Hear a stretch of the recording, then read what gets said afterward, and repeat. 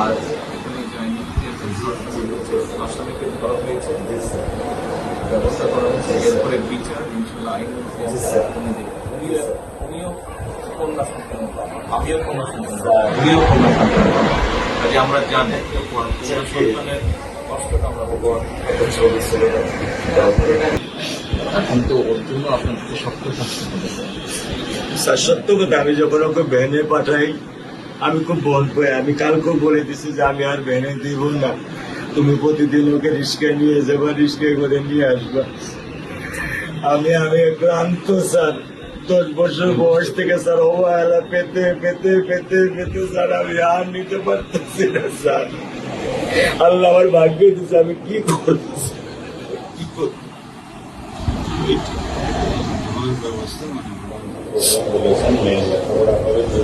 ইনশাল্লাহ বিচার তুমি খুব সম্পৃক্ত সময়, কারণ এছাড়া বেশি বলতে পারবো না, কারণ আদালতের বিষয় তো।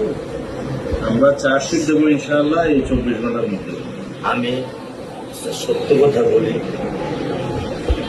আমার 55 বছর বয়সে আমি এত দ্রুত, এত সুন্দর, এত সুচারুভাবে আমি কখনো দেখিনি।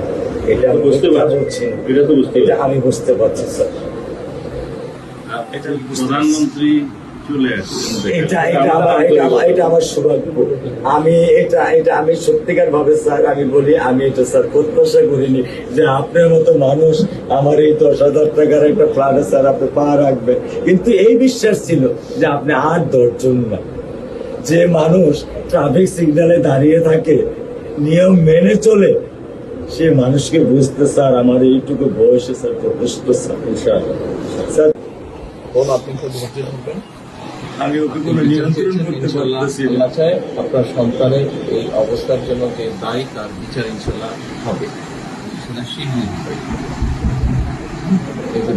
আর মালিক যে আল্লাহ তাআলা মালিক, ওনার কাছে সাহায্য চাই, ওনার কাছে সাহায্য চান, আল্লাহ রহম করলেন, সব কিছু দিতে পারে।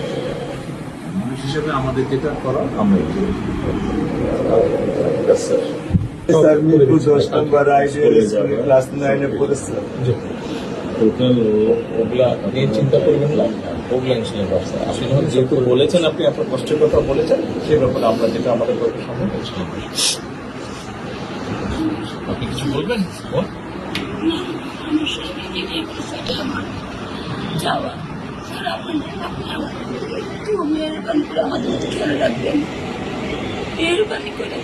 আমরা প্রথমে সবচেয়ে আগে যেটা এই মুহূর্তে আমরা করতে চাই সেটা হচ্ছে যে এই অন্যায়ের সাথে যে জড়িত তার বিচার আমরা আগে করতে চাই, তার বিচারের ব্যবস্থা আমরা আগে করতে চাই, এইটা আমরা আগে প্রথমে করতে চাই। আপনাদেরকে শক্ত থাকতে হবে, ধৈর্য ধরতে হবে, ওর দিকে তাকে শক্ত থাকতে হবে। এক সন্তান আল্লাহ নিয়ে গেছে, আরেক সন্তান আপনার কাছে আছে, ওর কথা মনে করে আপনাদের শক্ত থাকতে হবে, ওর দিকে তাকে। ঠিক আছে?